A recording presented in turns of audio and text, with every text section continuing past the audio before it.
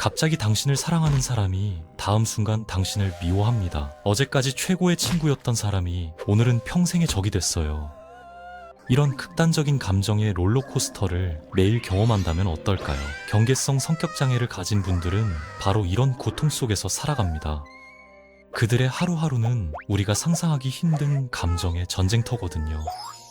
오늘은 경계성 성격장애에 대해 꼭 알아야 할 내용들을 자세히 살펴보겠습니다.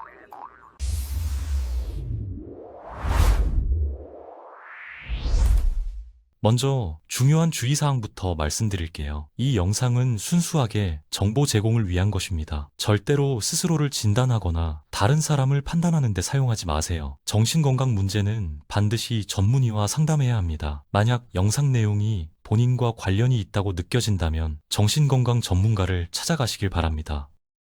경계성 성격 장애는 흔히 BPD라고 불립니다. 많은 사람들이 이 질환에 대해 오해하고 있어요. 단순히 감정 기복이 심한 사람 정도로 생각하죠. 하지만 실제로는 훨씬 더 복잡하고 심각한 상태입니다. 환자들의 삶 전체에 영향을 미치거든요.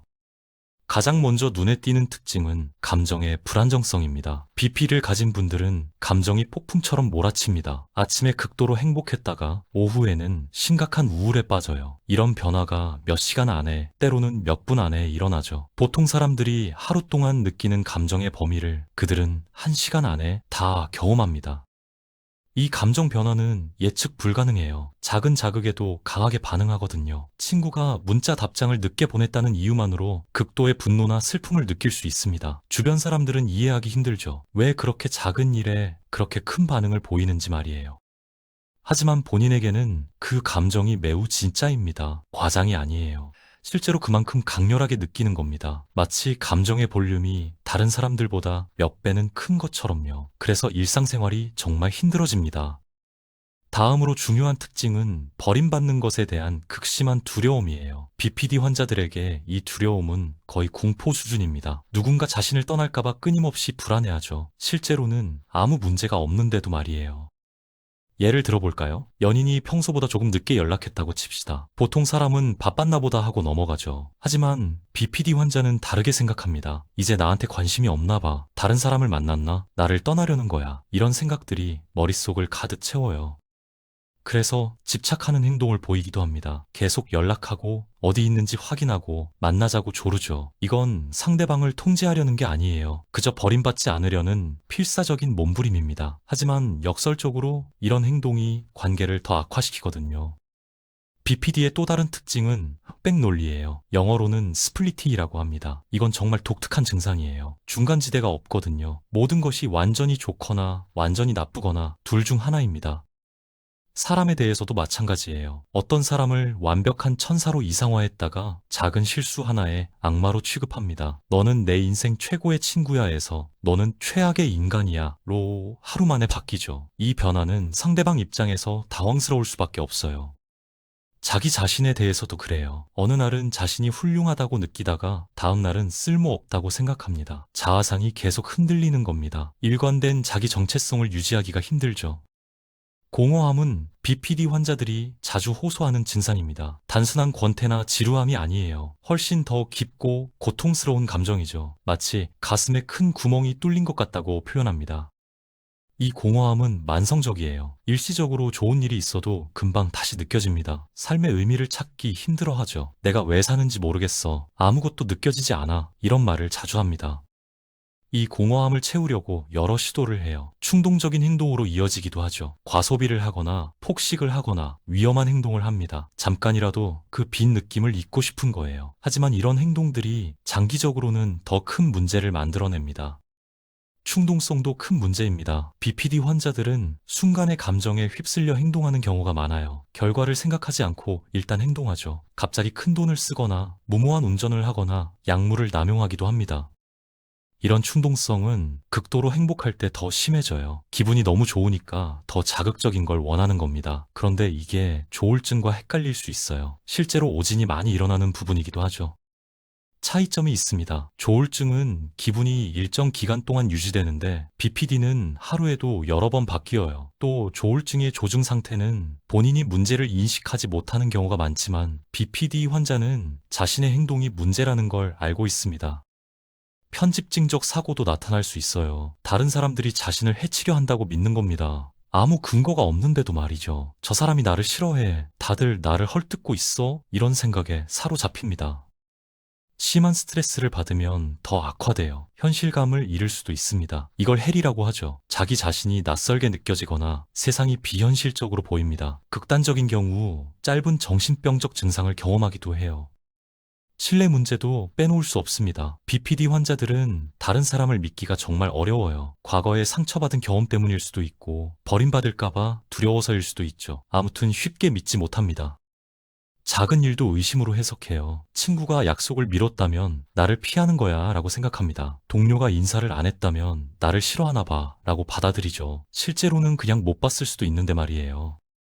이런 의심 때문에 관계가 불안정해집니다. 계속 의심하고 확인하려 들면 상대방도 지치거든요. 그러면 정말로 관계가 끝나게 되고 그게 또 역시 날 떠나는구나 라는 생각을 강화시킵니다. 악순환이죠. 관심사와 가치관도 자주 바뀝니다. 오늘 좋아하던 취미를 내일은 싫어해요. 어제까지 중요하다고 생각했던 가치를 오늘은 별것 아니라고 여기죠. 일관성이 없어 보입니다. 이것도 불안정한 자아상과 관련이 있어요. 자기가 누군지 확실하지 않으니까 관심사도 계속 바뀌는 겁니다. 진로를 자주 바꾸기도 하고 친구 그룹도 계속 달라집니다. 주변 사람들은 이해하기 힘들어요. 왜 저렇게 변덕스러울까 생각하죠. 하지만 본인도 힘듭니다. 자기 자신을 찾지 못하는 거니까요. 그렇다면 BPD는 왜 생기는 걸까요? 원인은 복합적입니다. 유전적 요인이 있어요. 가족 중에 BPD나 다른 정신질환이 있으면 위험이 높아지죠. 뇌의 구조나 기능에 차이가 있다는 연구도 있습니다. 환경적 요인도 중요해요. 어린 시절의 트라우마가 큰 영향을 미칩니다. 학대를 당했거나 방치됐거나 중요한 사람과 이별한 경험이 있으면 BPD 발병 위험이 높아져요. 안정적인 애착 관계를 형성하지 못한 것도 원인이 될 수 있죠. 보통 증상은 성인 초기에 나타나기 시작합니다. 10대 후반에서 20대 초반에 시작되는 경우가 많아요. 하지만 그 전부터 조짐이 있었을 수 있습니다. 어릴 때부터 감정 조절이 힘들었거나 관계에서 문제가 있었다면 주의 깊게 봐야 해요. BPD를 가진 분들이 경험하는 고통은 상상을 초월합니다. 매일매일이 감정의 전쟁이에요. 아침에 눈 떠서 저녁에 잘 때까지 극심한 감정의 파도와 싸워야 하죠. 안정적인 관계를 유지하기도 힘들고 자기 자신을 이해하기도 어렵습니다. 주변 사람들도 힘들어요. 예측할 수 없는 행동과 감정 변화 때문에 지치게 됩니다. 어떻게 대해야 할지 모르겠다고 하죠. 하지만 BPD 환자들이 나쁜 사람이라서 그런 게 아니에요. 그들도 고통받고 있는 겁니다. 중요한 건 BPD는 치료 가능한 질환이라는 거예요. 적절한 치료를 받으면 많이 좋아질 수 있습니다. 변증법적 행동치료라는 게 특히 효과적이에요. 감정 조절 기술을 배우고 대인관계 능력을 키우는 치료죠. 약물 치료도 도움이 됩니다. 우울증이나 불안 증상을 완화시켜주죠. 물론 약만으로는 부족하고 심리치료와 병행해야 해요. 시간이 걸리지만 꾸준히 치료받으면 삶의 질이 크게 향상됩니다.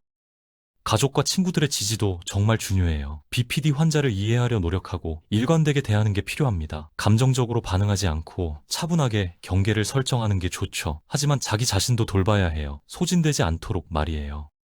BPD에 대한 편견과 낙인도 큰 문제입니다. 많은 사람들이 이 질환을 오해하고 있어요. 관심 끌려고 그러는 거다, 성격이 나쁜 거다, 이런 식으로 생각하죠. 하지만 이건 진짜 정신질환입니다. 뇌와 심리의 문제예요.